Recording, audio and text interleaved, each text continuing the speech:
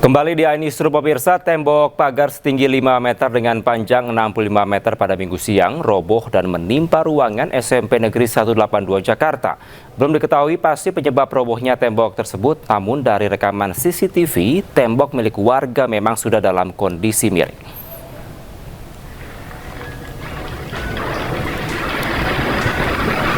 Tak ada hujan dan angin.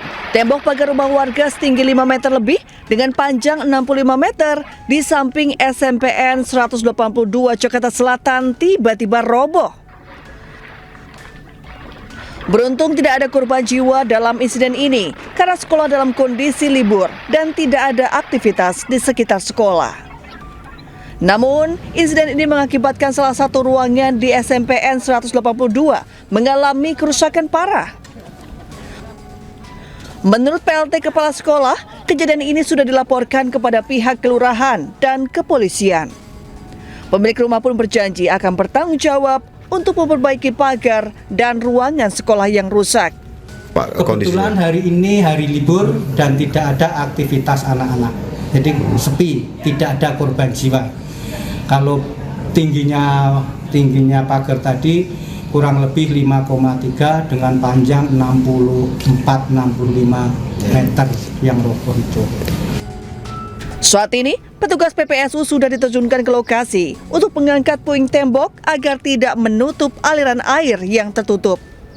Dari Jakarta Selatan, dan Helmi Sejangbati, iNews melaporkan. Kita ke informasi lainnya pemirsa, pada libur panjang Tahun Baru Imlek ini, Bandara Soekarno-Hatta Tangerang, Banten juga dipadati penumpang. Pengelola bandara mencatat peningkatan penumpang sudah terjadi sejak akhir pekan dengan jumlah penumpang hari ini diperkirakan mencapai 161.000 orang atau naik 17% dibandingkan dengan hari biasa dengan total pergerakan pesawat sebanyak 1.124 penerbangan. Area counter check-in penerbangan domestik maupun internasional dipadati oleh penumpang, mayoritas keluarga yang memanfaatkan libur panjang untuk berlibur ke kampung halaman.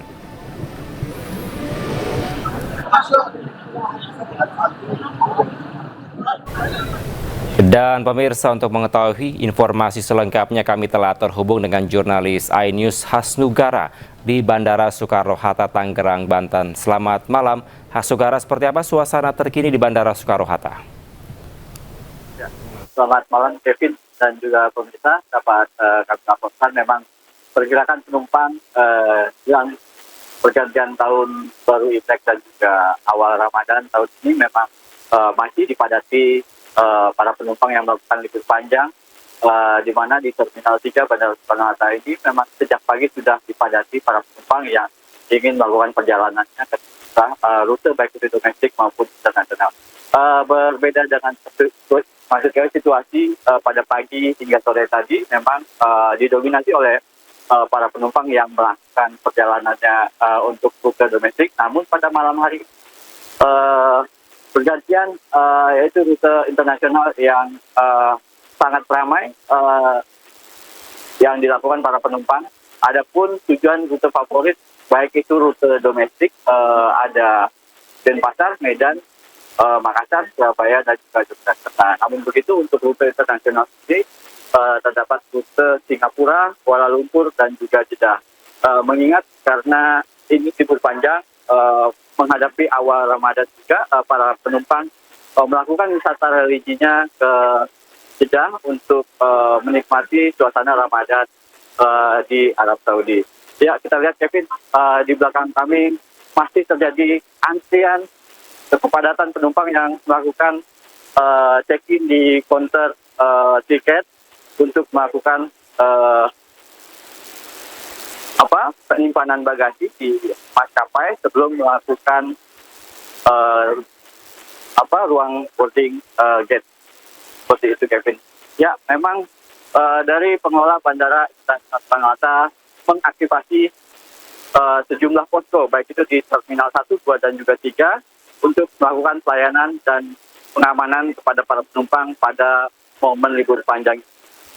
Ya, Kevin, juga pengelola menghimbau, artinya pada momen kesempatan libur panjang ini diharapkan penumpang bisa datang lebih awal 3 jam agar terhindar dari keterlambatan penerbangan. Demikian, Kevin. Baik, kepadatan penumpang masih terjadi di Bandara Soekarno-Hatta, Tangerang, Banten. Terima kasih Hasnugara atas laporan Anda langsung dari Bandara Soekarno-Hatta. Selamat kembali bertugas.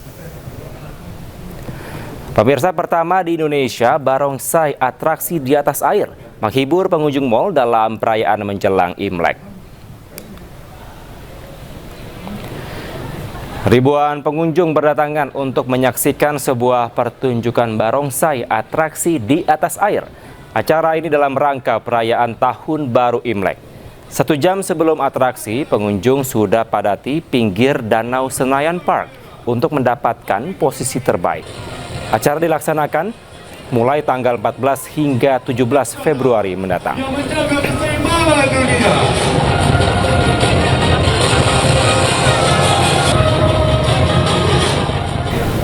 Dan pemirsa, untuk mengetahui informasi selengkapnya, kami telah terhubung dengan jurnalis iNews, ada Naura Syafikah di kawasan Senayan, Jakarta. Selamat malam. Naura, seperti apa suasana liburan Imlek di kawasan Senayan? Ya, selamat malam Kevin dan pemirsa. Suasana Imlek di Senayan Park ini sungguh meriah sekali dengan adanya penampilan barongsai di atas air yang memang ini merupakan salah satu atraksi yang unik pertama di Indonesia hadir di Senayan Park. Dan ini dia penampilannya. Tadi kami baru saja menyaksikan memang dari barongsai, dan tidak hanya dari barongsai saja, sekarang ini sedang ada atraksi freestyle dari flying board, dimana kalau di malam hari ini jauh lebih spesial, jauh lebih meriah dikarenakan adanya bantuan lighting yang bisa dibilang ini adalah lighting show. Dan tadi juga ada beberapa pengunjung yang berkesempatan untuk bisa memberikan angpau secara langsung kepada barongsai yang atraksi di atas air. Ini menarik sekali, dan memang setiap harinya ini dari tanggal 14 hingga 17 Februari, Kevin dan pemirsa, ini akan ada 2 sesi berbeda dari barongsai atraksi di atas air. Ini ada di pukul 17 waktu Indonesia Barat dan juga pukul 19 waktu Indonesia Barat. Dan untuk mengetahui seseru apa sih dan bagaimana pengunjung yang hadir, kita akan lihat untuk pengunjung yang sudah hadir yang ada di sini. Halo kakak, selamat malam. Kak, boleh ngobrol sebentar? Boleh. Dengan kakak siapa? Ocha, Kak Ocha kesini berberapa sama keluarga? sama anak. Ya. Kak Ocha, gimana tadi habis melihat penampilan dari barongsai? Wah, keren banget. Ya, oke. Berarti ini pertama kali lihat yang ini, Kak? Ya, hari ini aja. Baru Oke, Kak Ocha, terima kasih banyak atas waktunya. Happy holiday. Ya, dan memang ini merupakan pertama di Indonesia. Sebelumnya ada di Cina, tapi sekarang sudah ada di Indonesia. Jadi pemirsa bisa langsung berkunjung ke Senayan Park untuk menyaksikan barongsai atraksi di atas air karena sangat meriah sekali. Dan tadi memang pada sore hari, pada pukul 17 waktu Indonesia Barat, ini banyak sekali pengunjung yang sudah hadir jauh sebelum pukul 17 waktu Indonesia Barat untuk bisa mendapatkan posisi terbaik mereka sehingga bisa melihat secara langsung dari barongsai atraksi di atas air. Sementara itu Kevin, kembali ke studio. Baik, terima kasih Naura Syafikah melaporkan langsung dari kawasan Senayan, Jakarta. Selamat kembali bertugas, Naura. Pemirsa, tradisi ziarah dan membersihkan makam berlangsung turun-temurun dalam rangka menyambut bulan suci Ramadan. Mulai dari TPU Karet Bifak Tanah Abang, Jakarta Pusat hingga Kabupaten Kuningan, Jawa Barat.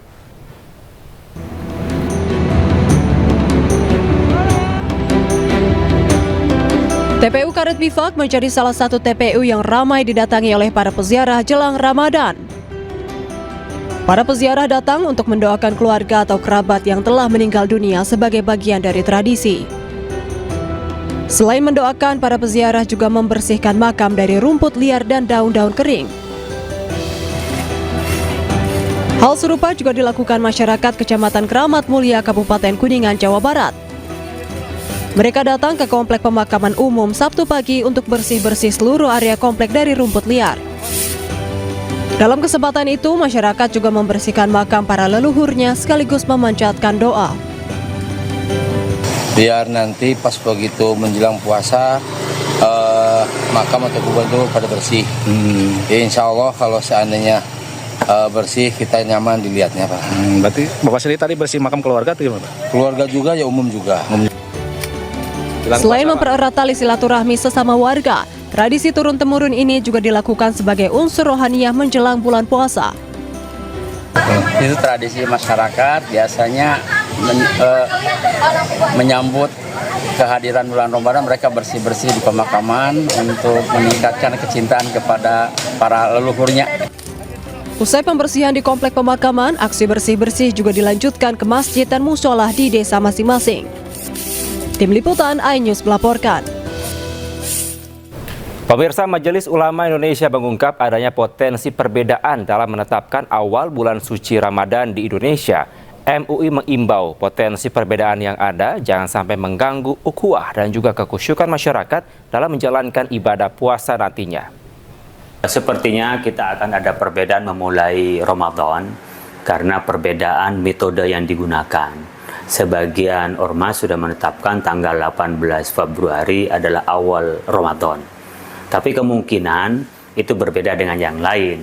Jadi yang 18 Februari ini menentukan awal Ramadan karena menggunakan metode hisab wujudul hilal sekaligus menggunakan metode kalender global. Artinya dimanapun melihat bulan maka dia bisa mengikutinya untuk memulai Ramadan atau berlebaran.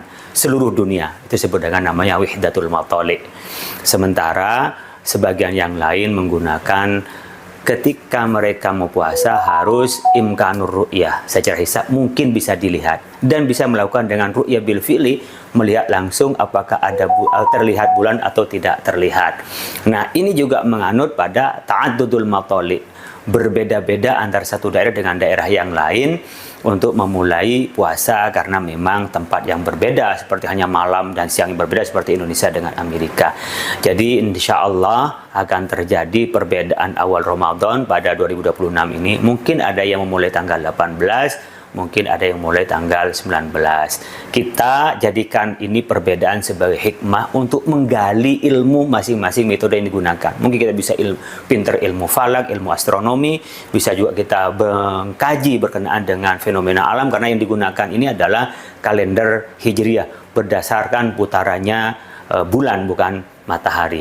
Karena itu kita mari jadikan ini yang baik. Jangan sampai perbedaan ini merusak ukhuwah. Menjaga ukhuwah itu wajib bagi kita. Diduga istri selingkuh, seorang suami di Gerobogan mengamuk dengan membelah rumahnya menjadi dua. iNewsroom segera kembali.